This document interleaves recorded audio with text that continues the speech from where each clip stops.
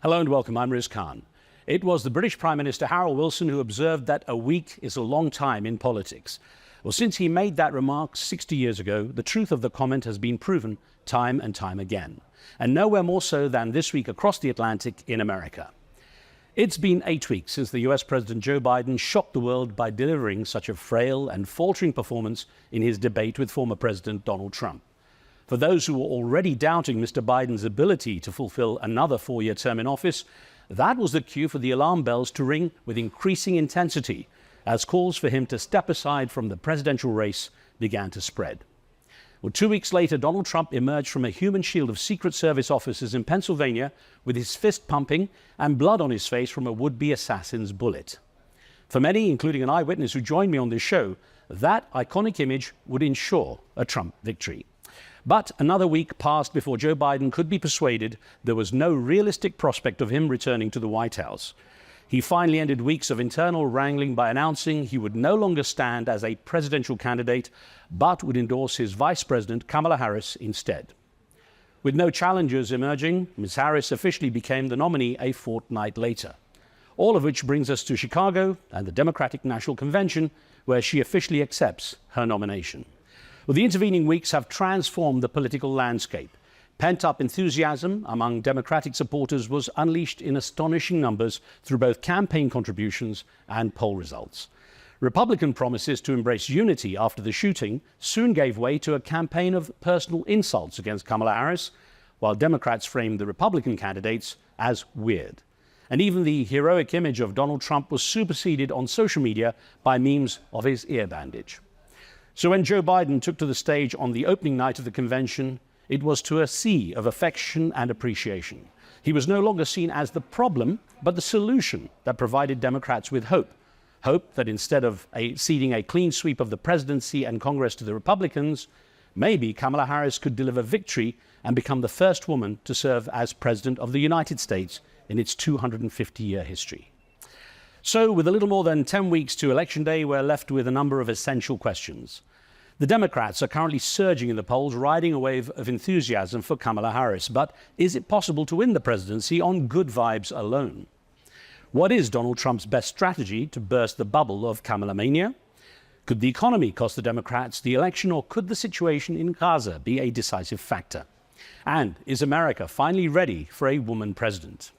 Well, on this episode, we'll hear from prominent Democratic and Republican voices, and we'll try to predict the outcome of the election with a man who has a seemingly foolproof system for forecasting election results. First up is President Biden's former Chief of Staff, Susan Platt.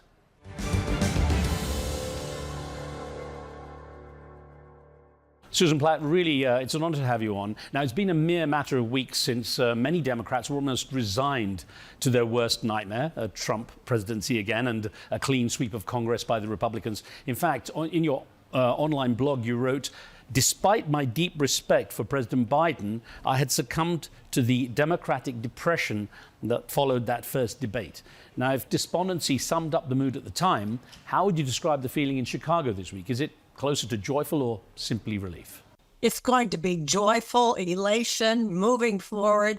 I've been to all the conventions since 1980. And it's kind of get a little bit old hat for some of us that have been around it. But even I'm getting very excited. My granddaughter's coming with me, and she talks about how she's so excited, she's vibrating. And I think that illustrates the feeling of so many delegates that are going to be in Chicago this week, that they're vibrating. They're so excited, looking forward to the future.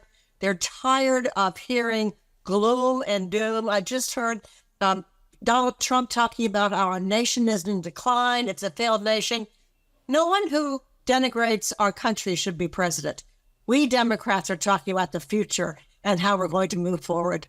Well, let me ask you, as a former Chief of Staff to President Biden and someone who managed his campaigns in the past, give us an idea of the dramatic journey he's been on in recent weeks leading up to this speech that he made. Well, he's been in government 52 years in public service. And like most politicians, they all see themselves as president someday. And I'm so glad that when he ran for president, he truly, following his son Beau's death to brain cancer, he truly felt that we were at a crossroads as a nation in terms of saving our democracy and what Donald Trump was doing to that small minority of people, and how he's turning against us. And I think this is what we're going to be talking about: how strong America is, how strong he believes in it, what he has done, and what so much more we can do to bring our country together with the rest of the world. Now, from what you know, though, do you think he still feels angry or frustrated that he was pushed into a kind of stepping aside as the presidential candidate? Or perhaps has he forgiven Nancy Pelosi and the others for the role they played in leading to that decision? Well, Joe Biden doesn't hold grudges. And he admitted he had a bad debate. And he did have an avenue to victory, but not a lot of avenues. Now we're looking at various different avenues that have opened up to us. And I think he's going to regret some of this. But I think, obviously he realized that it would be better for the country, or better for Democrats if he stepped aside. But, he has really set us up. He has accomplished so much in his presidency. And in his 52 years, he has set us up for a great future with Kamala Harris. And I think that's something we should all be very proud of. Now, of course, when Joe Biden withdrew from the race, many questioned whether or not Kamala Harris would be the best candidate to defeat Donald Trump. But it seems those voices have been silenced amid the kind of rapturous reception given to Ms. Harris in recent weeks. Do you think the doubters have been converted, or have Democrats really just settled for supporting Kamala Harris during this period because of the lack of time before the election? Well, being Democrats, we're naturally hand-wringers. We worry about anything and everything, and we question everything. But I think Kamala Harris has shown us in the last, I guess it's just been a little over 2 weeks, shown us how she has really stepped up to the plate, shown us what kind of leadership she will give us with moving forward with Tim Walz, with a joyful feeling of hope and glory in her presidency and how we move the country forward. And it's all about the future. The contrast could not be more stark between Kamala Harris and Tim Walz and Donald Trump and J.D. Vance. No one wants the past. We're all, I think, a little just tired of gloom and doom. We're ready to move on and feel something to look forward to again. And I think that's what's going to happen. Well, I'll get on to Tim Walz in a second, but politics has become a dirty business, perhaps even dirtier business, according to the cynics. How is Kamala Harris going to manage debating an opponent like Donald Trump, who obviously holds back no punches? Absolutely, he doesn't, but I don't think she will either. Her experience being a prosecutor will, I think, serve her well. She talked about that from the very first time that she appeared in public after accepting the nomination. She talked about her experience as a prosecutor. She knows how to deal with these folks. She knows how to prosecute her case and the issues, and she shows no fear. She has said to Donald Trump, if you have something to say it to my face. And if he does, she'll respond in kind, and I am full confidence in her abilities. Now, you mentioned the vice presidential pick. How important is that position when you compare the relative merits of the Republican choice, Senator J.D. Vance, with those of the Democratic governor, Tim Walz? Well, Tim Walz has become another America's dad, coach, teacher, father. I mean, he really has embraced that mantra. When you look at J.D. Vance, all I can think about is that weird guy who steps up to you at the bar, who has bad breath and will not leave you alone. But here you got Tim Walz, who's just so happy and competent and future-looking and relatable. There's just no comparison to the two at all. Although, Ms. Platt, some were astonished that the charismatic governor of Pennsylvania, Josh Shapiro, was overlooked for the vice presidential candidate position. Many believe he's the one that the Republicans feared the most. So can the Democrats really afford to leave one of their biggest weapons on the sideline? Well, I'm from Pennsylvania originally. Josh Shapiro has been a great governor, but he's not been in office that long. And I think he felt that he has a lot more he wants to do. And I think he can be very helpful, very useful, traveling across Pennsylvania and other states, the Ohio Valley, to help us and to help Kamala win. It's a wonderful feeling at this point in time to be a Democrat because our bench is so big. There's so many to choose from. And I think Kamala Harris picked the person that fits best with her personality and her way of governing. Josh Shapiro and many others are very strong. And in 4 to 8 years from now, we're going to have a great pick for new presidents. Well, despite the feel-good factor at the DNC this week, Kamala Harris trails Donald Trump in the polls on key issues such as the economy, immigration and crime. That doesn't really indicate a winning position, though, for a presidential candidate, does it? Well, what you look at with polls, and what I've always looked at as polls, is yes, you want to look at the head-to-head numbers. but you really want to look at the trend lines. And the trend lines are moving so much in her favor. She has overtaken Donald Trump in any number of battleground states to the extent that we're opening up to the Sun Belt, states that we haven't won in a while. So I really do think she is overtaking him on any number of issues as we move forward. And the more she talks about her agenda, I do believe, we're on the right track. That's what you have to look at. If it just keeps going up, 80 days or whatever it is left is a long time in politics. So it can change dramatically overnight. But if we just keep this momentum, which really is just like capturing magic in a campaign, it doesn't happen very often. But when you do, boy, it's powerful. Well, I have to ask you, while delegates gathered inside the convention hall, thousands of people gathered on the streets outside to protest against the Biden administration's policy on Gaza, particularly in continuing to supply Israel with weapons. And with a substantial Arab American population in crucial swing states such as Michigan, what does Kamala Harris need to do to avoid Gaza becoming an issue that costs her the presidency? Well, I know that Joe Biden is focused intently, minute by minute, on trying to have a ceasefire in the Middle East before the end of this week is what he would like to do, I'm sure. And I do believe that he sees a pathway. He just has to work with all of our partners and others involved in the conflict. I think Kamala Harris will probably follow suit fairly closely with his opinion on foreign policy. But, we don't know that. But she has said, free the hostages, and she wants a ceasefire. And I think that's what we're talking about. I've not heard Donald Trump say anything except it wouldn't happen if he was president. He doesn't have ideas. People talk about Donald Trump and his ideas. What are his ideas?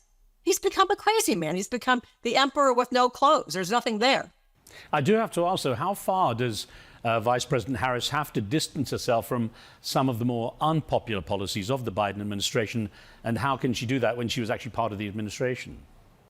I think there are so many positive policies, so many things they have accomplished that it's not going to be that hard. I think she will focus on those things. She's talking about trying to do better, I could call it controlling inflation, about price gouging, about making things easier for the middle class. And Joe Biden's been trying to do that too. And I think she'll continue that progress and work harder for that because yes, prices are too high.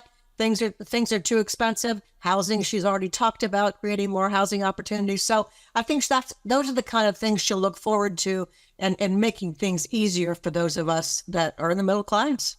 Now, Ms. Platt, you're well known for being a staunch advocate for women in politics. Now, I wonder how ready is the USA for not only a woman president, but one of such ethnic diversity? Well, that's an interesting question, isn't it? A lot of countries across the world have had women leaders. It'll be a first for us, and I think that's why we're all so excited. She's held the spot of vice president, which was the first time a woman held that. I think she has proven her ability. She's proven her ability to stand up and fill the moment, so to speak, and to show leadership. It's going to be really exciting. You can't bottle it. It's just there, and I think it's just going to be a great change for us to finally have a woman president. I think it's widely accepted the US has become very divided along many lines. But I wonder to what extent did having a black president in Barack Obama help voters in the USA adjust to the idea of someone ethnically diverse in that top job? Well, that was an historic election. And that really was the last time I felt this kind of energy with delegates. We are moving forward. We are a progressive nation.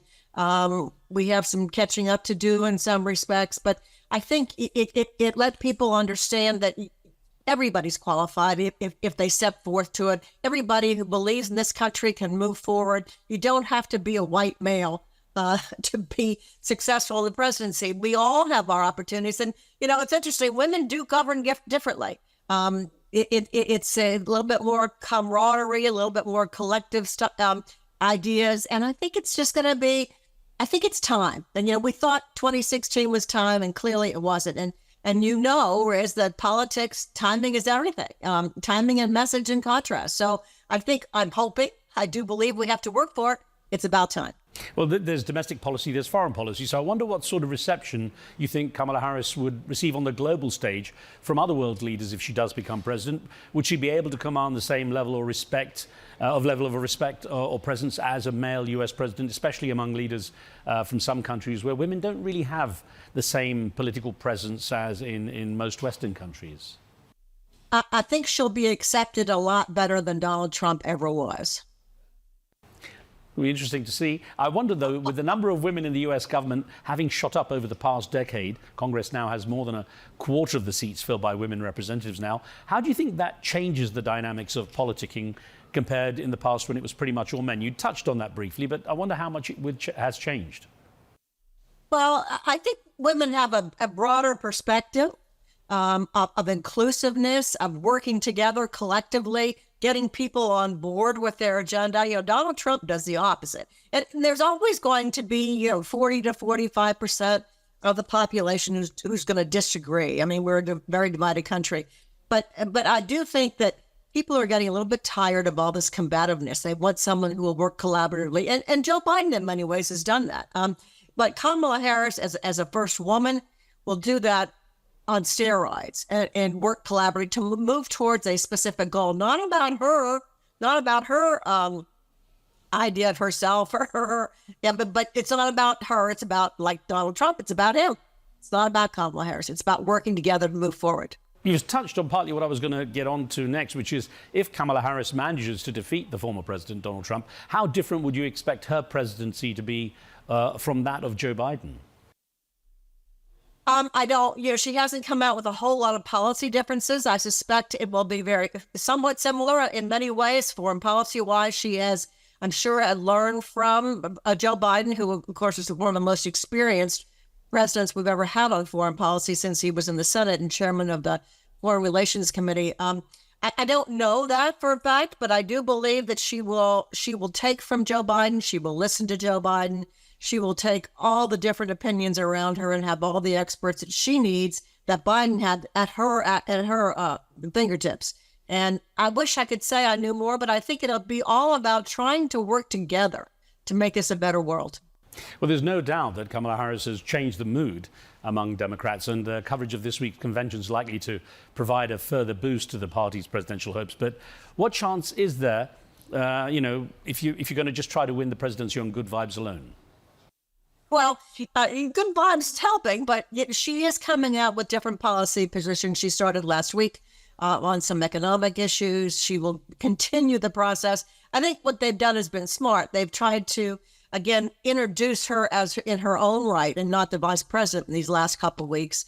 And people need to see her, need to hear what she has to say, need to see Tim Walz, needs to hear what he has to say, try to learn a little bit more about them personally. And it will be time at the convention, and we move forward for her to sit down, talk a little bit more about policy and lay out her agenda and her plans. And we'll have that. And I think, Donald Trump's people will talk about Donald Trump's policies. Donald Trump brought us the Dobbs decision, which in essence made it outlawed abortion in this country for women. Donald Trump has not done anything to increase the cost of Medicare, and prescription drugs. All he's done really when he was president was give a tax break to corporations. This is going to be there will be enough contrast in real policy that will make a difference, a real difference in people's everyday lives. Well, Susan Platt, I want to thank you very much for sharing your perspective with us. Thank you.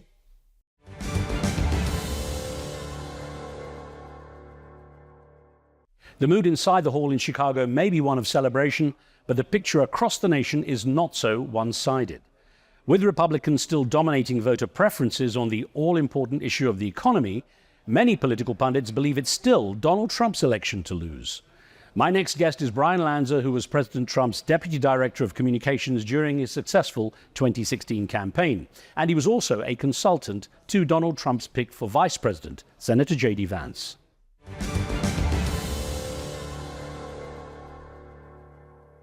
Bryan Lanza, thank you very much. Now, how much has Donald Trump's campaign shifted since he's now facing Kamala Harris rather than Joe Biden? First of all, thank you for having me. Listen, it's changed in a little bit, but it's also stayed the same in a lot, if that makes sense. It's changed that it's a new person at the top of the ticket. It's Kamala Harris. It's no longer Joe Biden. So we're still in the tough economic conditions. We're still in tough immigration conditions that were sort of sewed in by the Kamala Biden administration.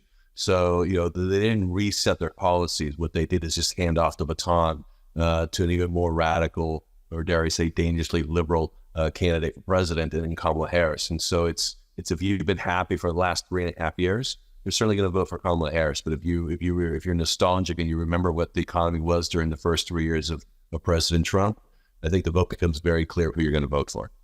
How much of a surprise was it for Team Trump that Joe Biden stepped back? Yeah, listen, we were very surprised. I mean, it was clear that what we had seen is that his message was Joe Biden's message was not working, right? He and then the debate was sort of the Hail Mary on his end to try to rejuvenate the race on his behalf. It clearly backfired. It clearly failed. But we still believe what we'd always believed, at least what the Democratic Party used to believe, that a vote matters. And so you had 14 million Americans vote, for Joe Biden. And sort of the old Democratic Party rules is nothing more sacrilegious than the vote.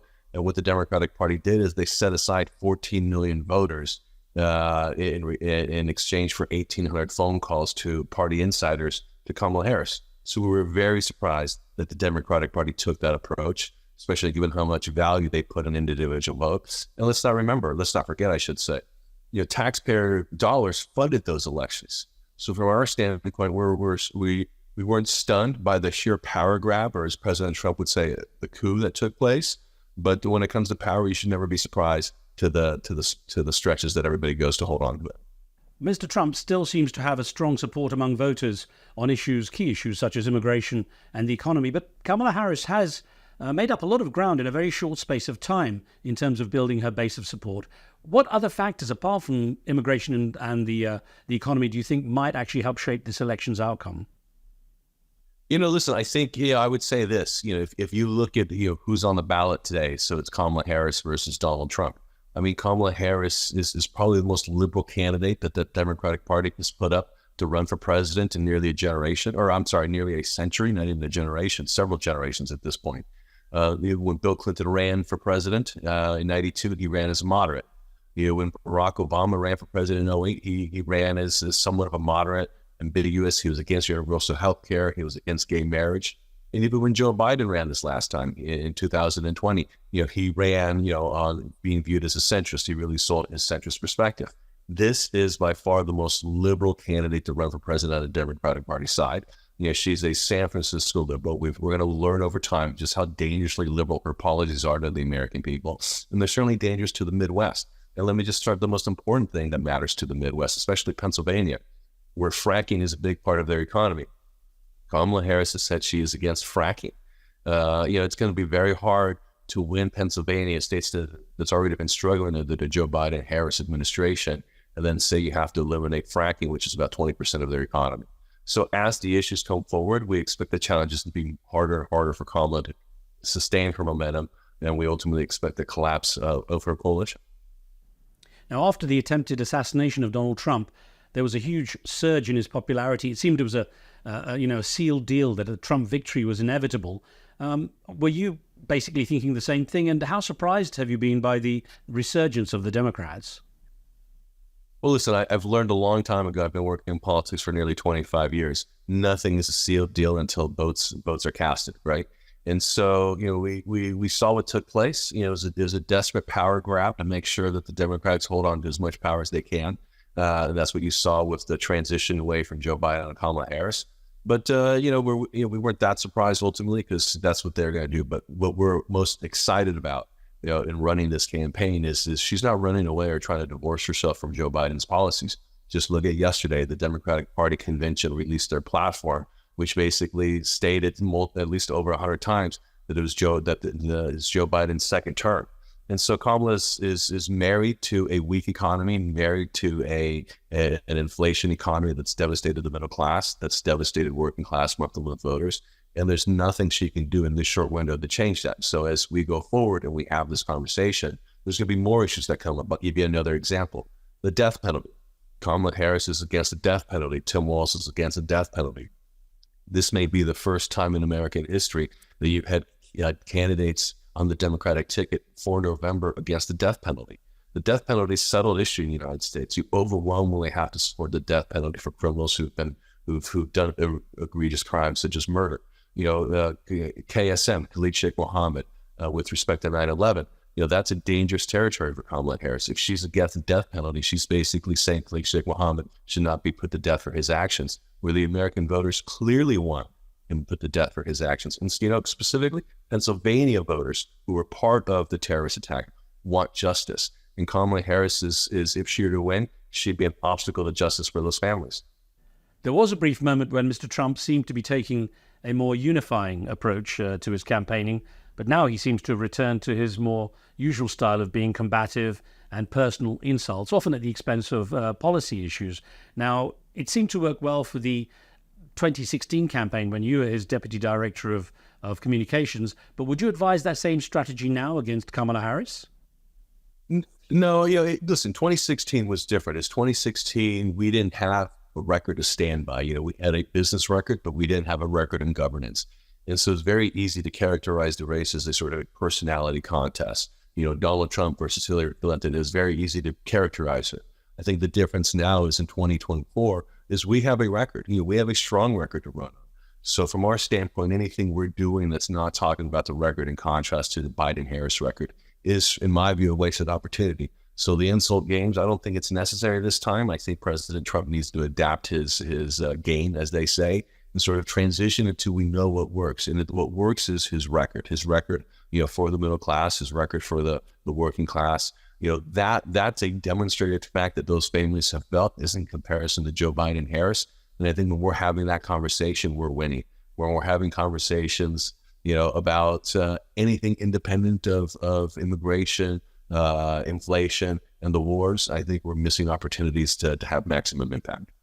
As someone with close personal experience, how hard is it to keep Donald Trump on message? 100%. But you know what? I'll still take it because listen, I look at it this way. You know, if in America we have baseball, right? And somebody who goes into the Hall of Fame of baseball is batting 400. So that's basically saying he's failing 60% of the time, and that makes him a great baseball player. In politics, you know, Donald Trump, I'd say, is probably batting in 800. So 80% of the time he's hitting on target and advancing his message and hitting his goals. It just so happens 20% of the time it's less than perfect. When President Trump made the choice of Senator J.D. Vance as his running mate for vice president, he seemed to be making that as a strong, confident party leader, not necessarily looking for new supporters to his cause. Now, as someone who's worked closely with Senator J.D. Vance, does he still seem to you to be a good addition to the ticket, or do you think perhaps President Trump has had second thoughts about him? No, I know for a fact he's not. In fact, he's already stated that in the media several times that he is proud to have chosen J.D. as his candidate.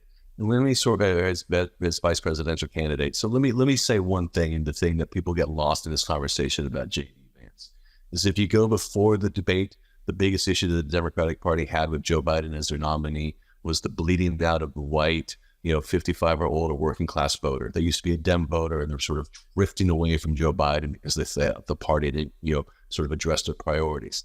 That has only been exacerbated with JD being the vice president pick. And that was before Kamala Harris was even announced as president. So from a strategic standpoint, we've recognized, the campaign recognized that the Democratic Party was bleeding out 55 or older white males. How do we appeal to that? We give them something so that they're familiar with, which is JD's background as growing up in a month-to-month or working class pick us up, so from the bootstraps type of story. And that accelerated Joe Biden's loss of the white working class voters, if you look at it, just after the convention. And so with Harris becoming the Democratic nominee, that sort of amplified that acceleration of votes that they were losing, which ultimately resulted in the Democratic Party, at least Harris, recognizing that she needed to pick a white guy who could appeal to that person. The problem is that she chose Governor Walz, who's sort of not that, not that white guy that appeals. It's not skin color, it's policies that are hurting the Democratic Party with these voters. It's the fact that these voters feel that they've been left behind, and JD tells that story of these communities left behind is what hurts the Democratic Party with the 55 and above voter. And so, does Walz resolve it? No. Does Harris resolve it? No. And I think if you look at JD being picked as that person, he accelerates that decline in the Democratic Party. And we know based on numbers, if that acceleration hits a certain number, that there's no way the Democrats can win in November, regardless of what the other demographics look like. So it's very strategic, and it looks like it's panning out. In reality, how important are the vice presidential picks for the outcome of the election? They're good messengers, they're good attack dogs, but they really don't move the needle. So I think what you'll see as the history of most VPs is they'll get a lot of coverage throughout the day, sort of pushing out their message and pushing out the attacks. But at the end of the day, voters want to look at the policies of the presidential nominees. And so they're going to compare President Trump's record as president against Joe Biden Harris record. And they'll make that comparison. And I think JD will highlight the negatives of the Harris administration.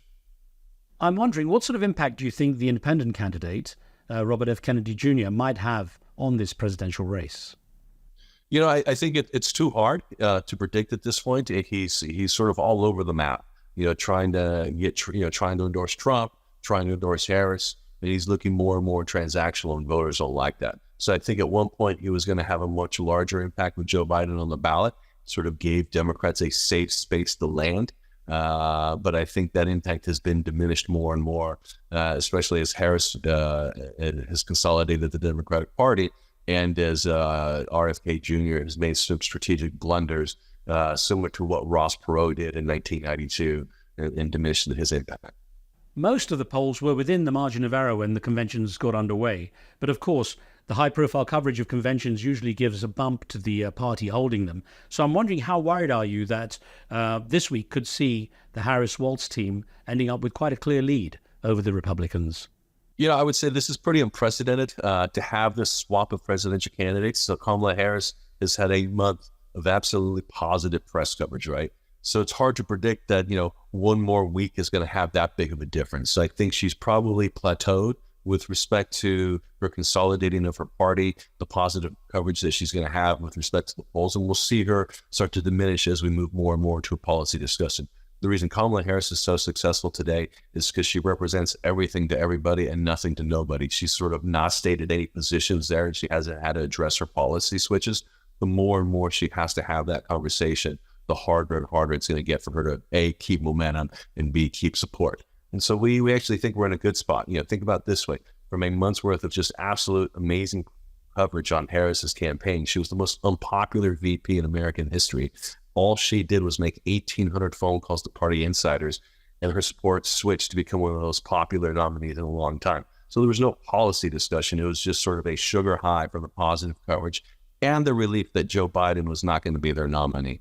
We think, we think at this point that, she's definitely hit her plateau, and I think another week of coverage is not going to change that. Based on your experience and what you've seen, how would you assess the difference between the two-party conventions in terms of message and mood? I was at the Republican convention, and the mood was joy and happiness.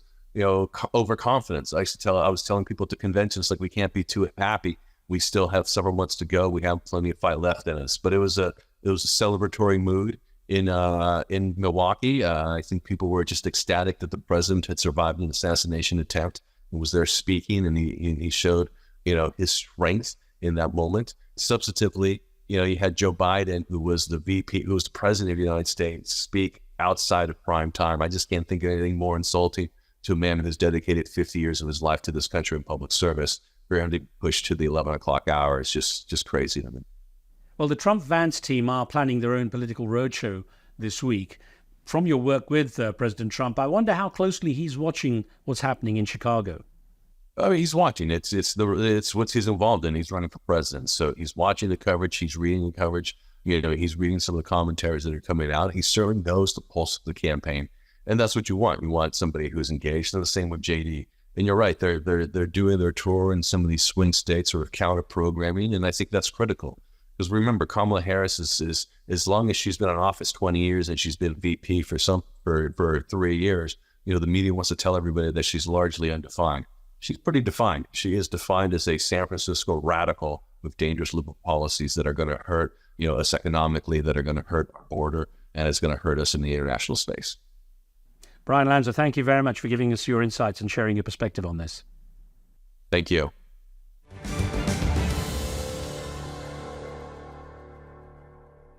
As convention week began, most polls were predicting a tight race, with numbers for both candidates within the statistical margin of error.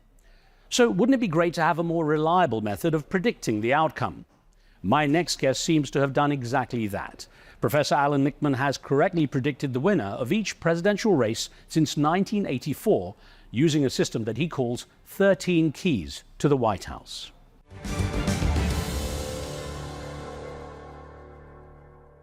Professor Lichtman, thank you very much for your time. How would you explain the 13 keys to our global audience? The 13 keys are the alternative to the pundits and the pollsters. Punditry is like sports talk radio. It may be entertaining, but it has no scientific basis. And polls, of course, are snapshots. They're not predictors. They are abused as predictors.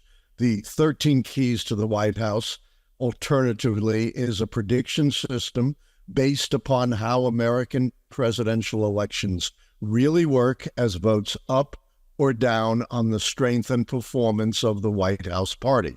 And that's exactly what the keys gauge, looking at issues such as midterm elections, incumbency, internal party contests, third parties, long and short-term economy, policy change, scandals, social unrest, foreign military successes and failures, and only 2 keys have anything to do with the candidates themselves and the way it works. And it's been right since I predicted Ronald Reagan's re-election in April 1982. If 6 or more of the keys go against the White House party, they are predicted losers. Otherwise, they are predicted winners.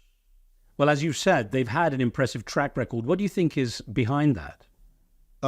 I've really tried to develop an alternative to punditry. Remember, in 2016, all the pundits and the pollsters assured us Hillary Clinton was absolutely bound to win the election.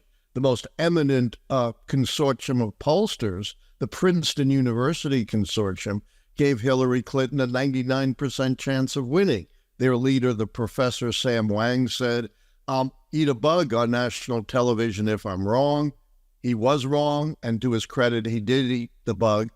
The keys, however, were virtually unique in predicting a Trump victory. And in fact, I got a note on the Washington Post where I predicted Trump's victory saying, "Congrats, Professor, good call," and in big Sharpie letters signed, Donald J. Trump. Now, as any artisan knows, it's one thing having the tools and another thing knowing how to use them. So could the keys be used by pretty much anyone to make the same prediction? Or is it that if you have someone who's a liberal Democrat or perhaps a MAGA supporter, they, with their own perspectives, would come up with something very different? I'll tell you the secret to being a successful forecaster in response to your very smart question. Got to know history, but that ain't it. Got to know politics, but that ain't it. Got to know math, but that ain't it. It's keeping your personal preferences out of it. If I predicted based on my personal preferences, I'd be useless as a forecaster. I'd be wrong half the time. And I've trained for a long time as an historian to keep the personal preferences out. But you're absolutely correct. If you try to analyze the keys from a partisan point of view, you'll make mistakes. But when you read my book, Predicting the Next President, The Keys to the White House 2024, you'll see each key is very tightly defined. Plus, the book indicates how I've answered each key question from 1860 to 2020. Understood. Now, how would you say that this year's election, the 2024 election, compares with previous years? Recent elections have been very difficult to predict, although I, of course, have been correct in predicting Trump in 16 and Biden in 20. But they've been difficult because there's so much polarization and the elections are so close. And there are so many extraordinary events, as we've seen this year. On the one hand, you have a convicted felon. On the other hand, you have a sitting president who declined to run right before the convention. So recent elections have been especially difficult, but when you keep your eye on the big picture like I do, they may be predictable late, but they're still predictable. When you see dramatic events such as the assassination attempt on Donald Trump or Joe Biden's performance at the presidential debate against Donald Trump, how do you see them affecting the keys? This is the thing about the keys. They're the North Star of prediction. They're not affected by the events of the campaign, however extraordinary they may be. So The only change in the keys was when Joe Biden stepped down and the Democrats united around Harris. Obviously, they lost the incumbency key, but finally the Democrats grew a spine and a brain, and by uniting behind Harris, preserved the contest key, which would have been lost if they had a big party brawl. So the only change in the keys was to dock the Democrats the incumbency key. Now, of course, there's domestic policy in the USA and, of course, foreign policy. So when you have incidents such as the conflict in Gaza or in Ukraine, how do those affect the predictions? They definitely have an impact. One of the innovations of the keys that make them different from any other model is a very wide range of indicators, 13 of them. They're not just focused on the economy like most models. And I have two foreign/military keys, failure and success, which are very much influenced by what's going on in Ukraine and Gaza, which, means I really haven't decided these keys yet, looking to see, how events unfolds in the next few weeks. What about daily headline makers, such as the vice presidential picks, or when you have the candidates calling each other names such as childless cat lovers or weird, or questioning each other's military service records? Do any of these things create any major movements or even small movements in your keys?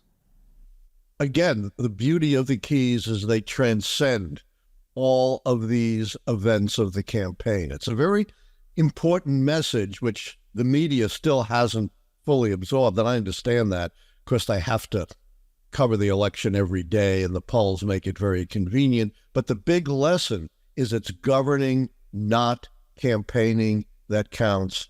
And keep your eye on the big picture of governing as gauged by the keys, and don't be distracted by the flash and bombast of the day-to-day events of the campaign.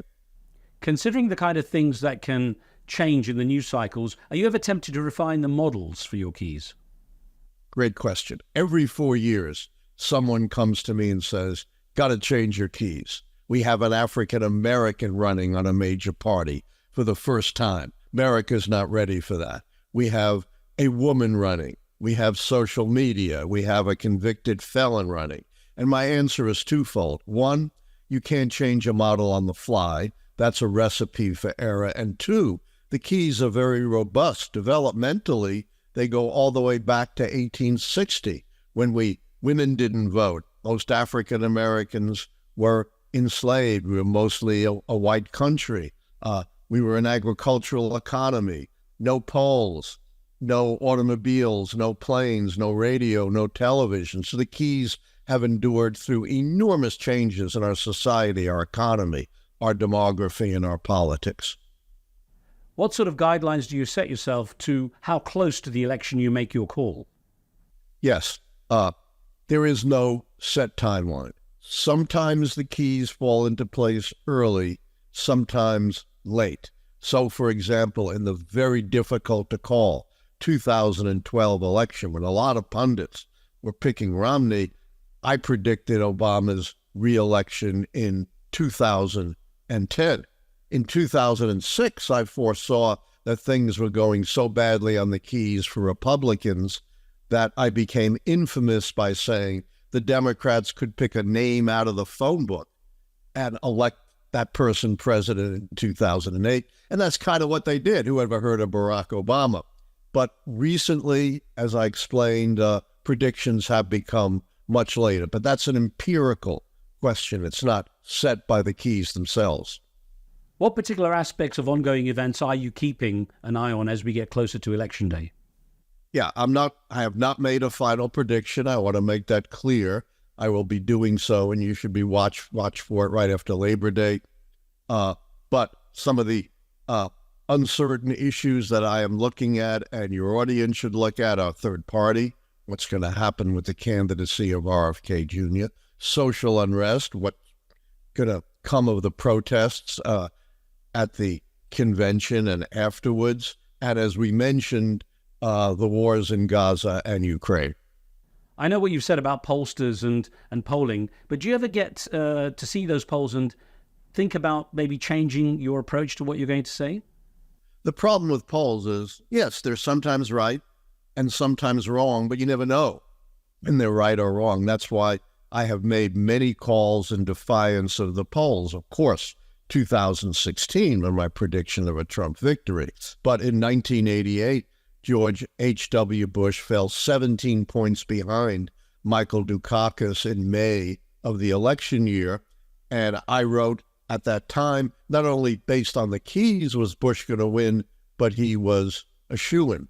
And of course, when the polls turned against Barack Obama after his disastrous first debate with Mitt Romney, I maintained my call that Barack Obama was going to get reelected. So often the keys fall in defiance of the polls. Sometimes, of course, they're in accordance with the polls. Polls are not always wrong. The problem is there's no independent check on the polls, so you never know whether they're right or wrong at any given point in an election cycle. What sort of relationship do you have with political pollsters? Do you ever have interactions with them and get feedback on what they think of your work? I often get feedback.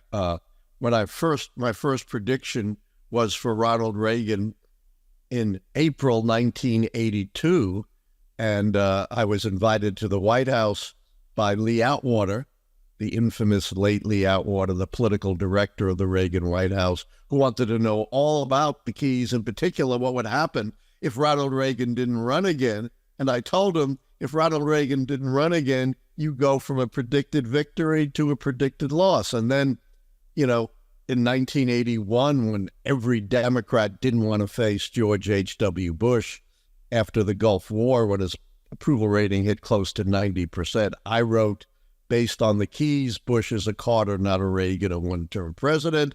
And I got a call from Bill Clinton's special assistant and sent him the book and a copy of my memo. So the keys have actually figured, at least in some minor way, in the history of presidential elections. Now, finally, the political conventions have a lot of pomp and circumstance. They build a lot of excitement for the politicians, the pundits, and the pollsters. But what real bearing do they have on the final outcome? I mean, should we ignore them altogether?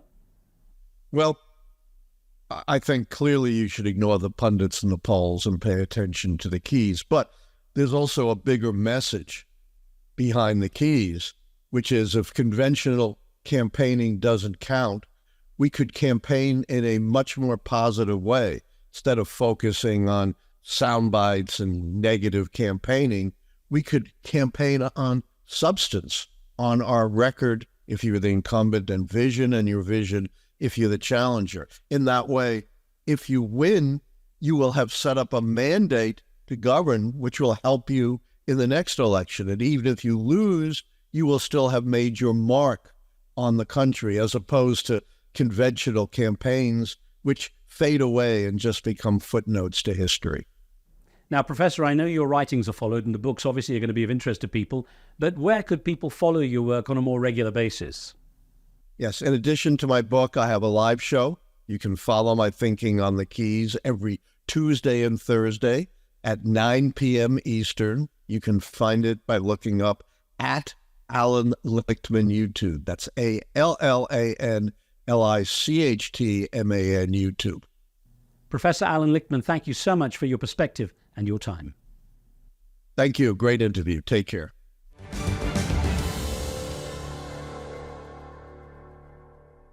Now, I'm going to leave you with an exclusive prediction of my own that will continue to cover the US election from every perspective during the next 10 weeks. Because, as we've learned, a week is a long time in politics. I'm Riz Khan. From me and the team, thanks for watching. We'll see you soon.